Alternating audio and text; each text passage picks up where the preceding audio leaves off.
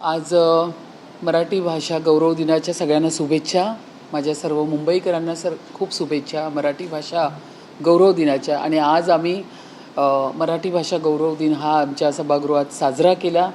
या ठिकाणी आमचे ज्येष्ठ सुप्रसिद्ध साहित्य, त्यांचं नाव आहे वसंत आबाजी डहाके सर, यांनी आम्हाला खूप छान आणि मोलाचं मार्गदर्शन केलं.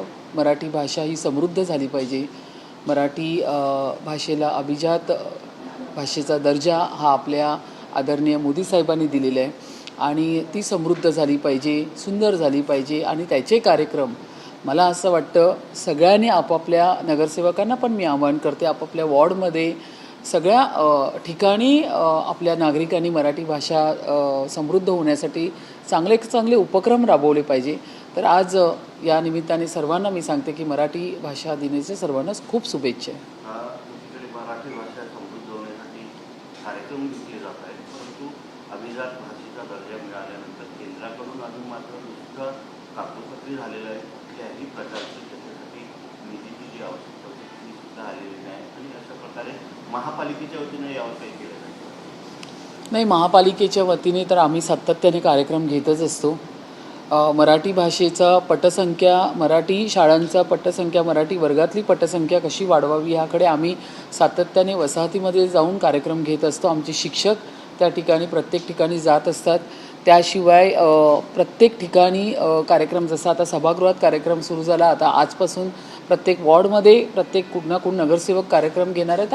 मुंबई महानगरपालिकेच्या माध्यमातून मराठी भाषा समृद्ध होण्यासाठी कार्यक्रम चांगले चांगले राबवले जाणार आहेत. पालिकेचा कारभार जो आहे तो इंग्रजीतूनच चालतोय. 10 वर्षापूर्वी याच्यावर ठराव सुद्धा झालेला होता, परंतु अजूनही पालिकेचा कारभार मात्र इंग्रजीतूनच जास्तीत जास्त चालतो. आणि या संदर्भात एक पत्र सचिन पडवळ नगरसेवक आहे त्यांनी सुद्धा दिलेलं की पूर्ण मुंबई महानगरपालिकेचा कारभार इंग्रजीमधून मला तर तसं काही जाणवलं नाही. कारण आमचे सगळे, आमचं भाषण, आमचं सभागृहातलं सगळं वक्तृत्व असेल, नगरसेवकांचं स्पीच असेल, माझं स्वतःचं असेल, किंवा आत्ता AMC मॅडम अश्विनी जोशी मॅडमने पण सांगितलं की मुंबई महानगरपालिकेतला सगळा जो कारभार आहे हा मराठी भाषेतूनच आहे. तर आमचं तर मुंबई महानगरपालिका ही संपूर्णपणे फक्त आणि फक्त मराठी भाषेतूनच चालते. मॅडम, एक समाज माध्यमावर एक तुमचा फोटो व्हायरल झालेला आहे. अतिशय महागडी घड्याळ आहे असे आणि अनेकांनी तुम्हाला ट्रोल सुद्धा केलेला आहे. यावर तुम्ही काय वाटतं? नाही, एक लक्षात घ्या, आता ह्या घड्याळ, साडी, घर, बंगला ह्याच्यात मला काहीही इंटरेस्ट नाही आहे.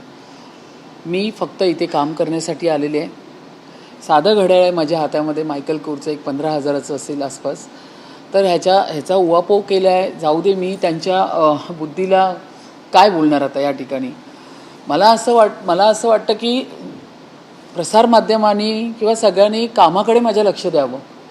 महापौर काय काम करतात आहे, महापौर विभागात गेल्यात की नाही, महापौर शाळा हॉस्पिटलांना त्यांनी भेटीगाठी दिल्यात की नाही, लोकांशी संवाद साधला की नाही, जे पूर्ण कामं मुंबई महानगरपालिकेच्या माध्यमातून चालली आहे त्याच्यावरती माझी पूर्ण पाहणी होते की नाही, आढावा बैठक मी घेते की नाही सगळ्या कामाचा. ह्याच्या बाबतीत जर मला विचारलं असतं तर मला खूप आवडलं असतं. पण हे साडी, त्यानंतर घड्याळ असेल, गाडी आहे, ह्याच्यावरती जर प्रश्न करत असेल तर मला त्यांच्या बुद्धीची कीव येते. काही ज्या पद्धतीने रोलेक्स डायटोना असा त्याचा उल्लेख करण्यात आला, ज्या पद्धतीने नेमकं तुमच्या घडी तुम्ही ट्विट देखील केलेला आहे, त्यामध्ये म्हणाला की मायकल हा जो घडी आहे तो तुम्ही घेतलेला आहे, नेमकं कधी तुम्ही घेतला होता, ज्या पद्धतीने ट्विट करण्यात आला, तुम्ही कसं पाहताय कुठला हा रोलेक्स? मी खरं सांगू, मला ते ब्रँड कळत नाही. माझ्या मुलीने आणि मुलांनी दोघांनी मिळून ही दिलेली मला गिफ्ट आहे. माझ्या वाढदिवसाला मायकल कोरचं घड्याळ दिलं आहे. मला वाटतं ते एक 15-16 हजाराचं घड्याळ त्यांनी मला विकत घेऊन दिलं होतं. तर मला तेही माहीत नव्हतं मायकल कोर आणि हे. मला फक्त घड्याळ. बघा, आम्ही आहे ना एकदम साधी माणसं आहोत. मी तर स्वतः खूप सिम्पल आहे. मला एवढंच माहिती आहे, हातातलं घड्याळ हा टाईम बघण्यासाठी असतो. मी हे घड्याळ घेतलं तेव्हाही म्हटलं, अगं तुम्हाला छोटं कुठलं दुसरं मिळालं नाही का, हे कशाला आणायचं? तर ते म्हणाले, नाही मम्मी तुझा बड्डे आहे तर आम्हाला वाटलं तुला हे गिफ्ट करायचं. तर एक लक्षात घ्या, ह्या सगळ्या ब्रँड, मला ही ब्रँडची नावंही नाही माहिती, कुठलं तुम्ही काय काय सांगताय ते. हे आता तुम्ही बोलल्यानंतर मी खूप डीप जाऊन बघितलं ह्याच्यामध्ये. अच्छा, हे मायकल कोरचं घड्याळ, हे मी काल खूप लक्ष देऊन पाहिलं. तर इतके दिवस मी हेही बघितलं नव्हतं. का तर माझा फोटो मागितला म्हणून ट्विट करायला. तर एक लक्षात घ्या, मला ह्या सगळ्या गोष्टीत काही इंटरेस्ट नाही. ब्रँड मला काय कळत नाही. सिम्पल साधी राहणी मराठी व्यक्ती म्हणून मी जशी आहे तशी तुमच्या समोर आहे. आता मराठीच बोला ना. आज मराठी भाषा दिन आहे तर मराठीतच पाहिजे. मराठी भाषा जतन होण्यासाठी किंवा याबद्दल या व्यतिरिक्त मुंबई महानगरपालिकेतून काय वेगळे कार्यक्रम घेण्यात येणार आहेत का किंवा वेगळं असं काय योजना काय वगैरे सुरू मुंबई महानगरपालिका एक लक्षात घ्या, मराठी 2000 मी तुम्हाला वारंवार माझ्या भाषणामध्ये बोलते की 2014 पासून परिवर्तन दिसायला लागलंय मुंबईमध्ये, महाराष्ट्रामध्ये. BDD चाळीतली लोक, म्हणजे मी थोडासा विषय तुमचा वळवते कारण मी पुन्हा तुमच्या विषयावरती येते. BDD आपल्या मुंबईतला मराठी माणूस बाहेर जातो म्हणून सगळ्यांचा उवापो होता. मराठी माणूस बाहेर जातो ते तुम्ही फक्त बोलत होता, त्यांना परत आणून इथेच ठेवायचं काम हे मुख्यमंत्री देवेंद्र फडणवीस साहेबांनी केलेलं आहे. मग तुम्ही बघितलं तर BDD चाळ असेल, मग 160 फुटातल्या लोकांना 560चं घर देऊन मराठी माणूस तिथे पुन्हा आणून ठेवलेलं आहे.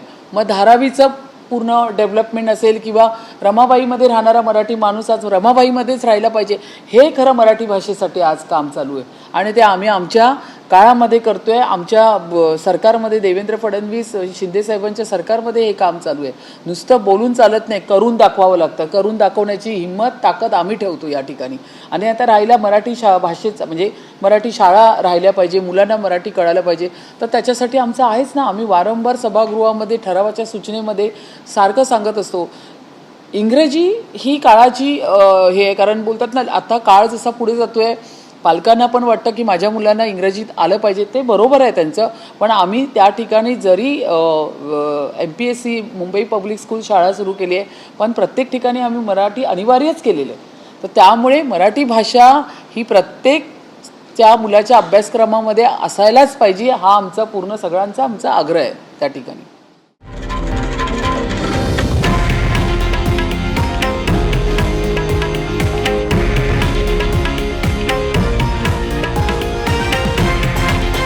हे आहे देशातील नंबर 1 न्यूज नेटवर्क आणि आपण पाहत आहात TV9 मराठी, एकमेव.